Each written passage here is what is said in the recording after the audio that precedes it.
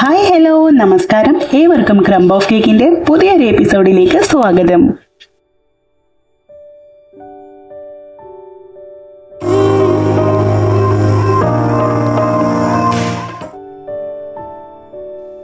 Soft cream ഐസിങ്ങിന്റെ കൂടെ try ചെയ്യാൻ പറ്റിയിട്ടുള്ള ഒരു അടിപൊളി സ്പഞ്ചാണ് ഈ ചോക്ലേറ്റ് ജെനോയ് സ്പഞ്ച്. ഇത് ഫോമിംഗ് മെത്തേഡിൽ ഉണ്ടാക്കുന്നത് കൊണ്ട് തന്നെ ഇതിനെ ഫോം കേക്ക് എന്നും പറയപ്പെടുന്നു. ബേക്കിംഗ് പൗഡറോ ബേക്കിംഗ് സോഡയോ പോലുള്ള യാതൊരു ലീവനിങ് ഏജൻസും ഇതിന് ആവശ്യമില്ല. വെറും എഗ്ഗ് ബീറ്റ് ചെയ്യുമ്പോൾ കിട്ടുന്ന എയർ ബബിൾസ് മാത്രമാണ് ഇതിൻ്റെ റൈസിങ്ങിന് കാരണമാകുന്നത്. ആദ്യം നമുക്കിതിന് ആവശ്യമായിട്ടുള്ള ഡ്രൈ ഇൻഗ്രീഡിയൻസ് റെഡിയാക്കി വെക്കാം.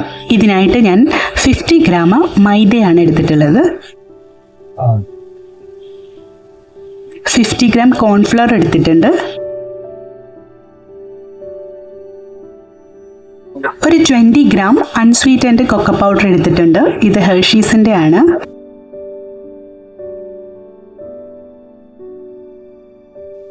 പിന്നെ ഒരു നുള്ളു സോൾട്ട് ആഡ് ചെയ്തിട്ടുണ്ട്. ഇനി ഇതെല്ലാം കൂടെ ഒന്ന് അരിച്ചെടുക്കാം.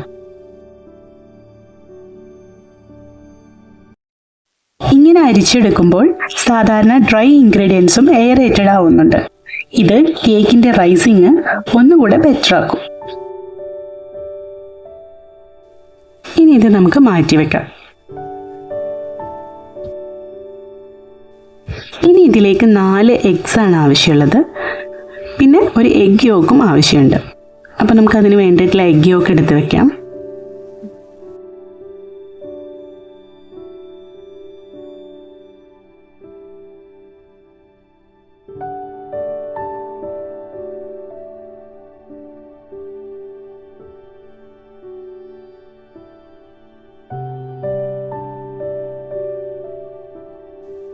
ഇനി ഇതിലേക്ക് 120 ഗ്രാം ഷുഗർ ആഡ് ചെയ്യാം. സാധാരണ തരിയുള്ള പഞ്ചസാരയാണിത്. ഇനി ഒരു ഇലക്ട്രിക് ബീറ്റർ കൊണ്ട് ചെറുതായി ഒന്ന് മിക്സ് ചെയ്ത് കൊടുക്കാം. അതിനുശേഷം നമുക്കിതൊന്ന് വാട്ടർ ബാത്ത് ചെയ്തെടുക്കണം. അതിനായി നമുക്ക് ഡബിൾ ബോയിലിംഗ് മെത്തേഡ് ഉപയോഗിക്കാം.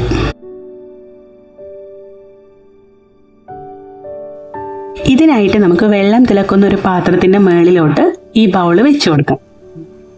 എന്നിട്ട് മിക്സർ ഉപയോഗിച്ചിട്ട് ബീറ്റ് ചെയ്ത് തുടങ്ങാം.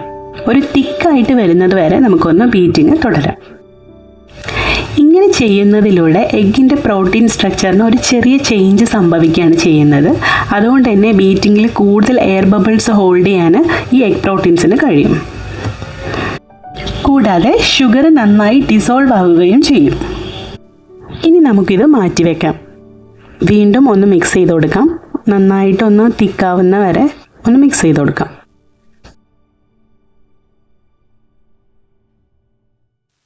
ഈ ഒരു റിബൺ കൺസിസ്റ്റൻസിയിൽ എത്തുന്നത് വരെ നമുക്ക് ബീറ്റ് ചെയ്ത് കൊടുക്കാം.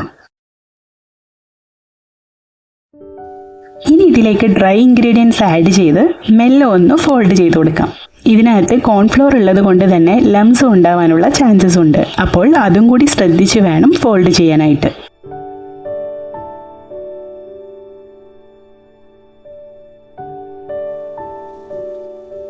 ഇതാണ് ഇതിൻ്റെ കൺസിസ്റ്റൻസി. ഇനി നമുക്ക് ബേക്ക് ചെയ്യാൻ ആവശ്യമായിട്ടുള്ള പാൻസ് റെഡിയാക്കി എടുക്കാം. ഇനി ഇതൊന്ന് ഗ്രീസ് ചെയ്ത് കൊടുക്കാം.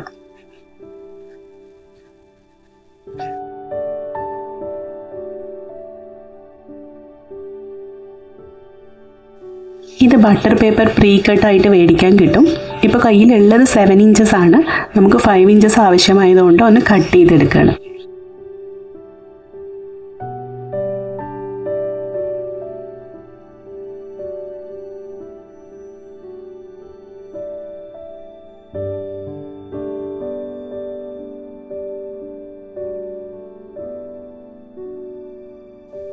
പാൻസ് റെഡി ആയിട്ടുണ്ട്. ഇനി നമുക്ക് ബാറ്റർ ഇതിനകത്തോട്ട് ഒഴിച്ചു കൊടുക്കാം.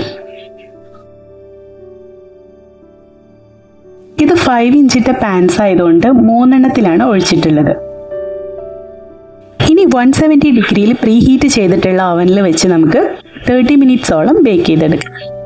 ആദ്യമായാണ് ഈ ചാനൽ കാണുന്നതെങ്കിൽ ഒന്ന് സബ്സ്ക്രൈബ് ചെയ്ത് സപ്പോർട്ട് ചെയ്യണേ. കൂടാതെ ആ ബെല്ലൈക്കൺ കൂടി പ്രസ് ചെയ്യുവാണെങ്കിൽ ഞാൻ അപ്ലോഡ് ചെയ്യുന്ന എല്ലാ വീഡിയോസും നിങ്ങൾക്ക് നോട്ടിഫിക്കേഷനായി ലഭിക്കുന്നതായിരിക്കും.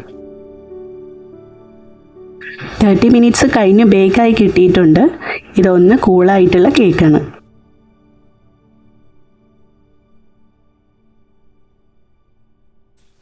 നമുക്ക് ഡീമോൾഡ് ചെയ്തെടുക്കാം. ഇതിൻ്റെ സൈഡിൽ ബേക്കിംഗ് പേപ്പർ ഉപയോഗിക്കാത്തത് കൊണ്ട് നമുക്ക് നൈഫ് ഉപയോഗിച്ചിട്ട് ഒന്ന് സ്ലിറ്റ് ചെയ്ത് കൊടുക്കാം.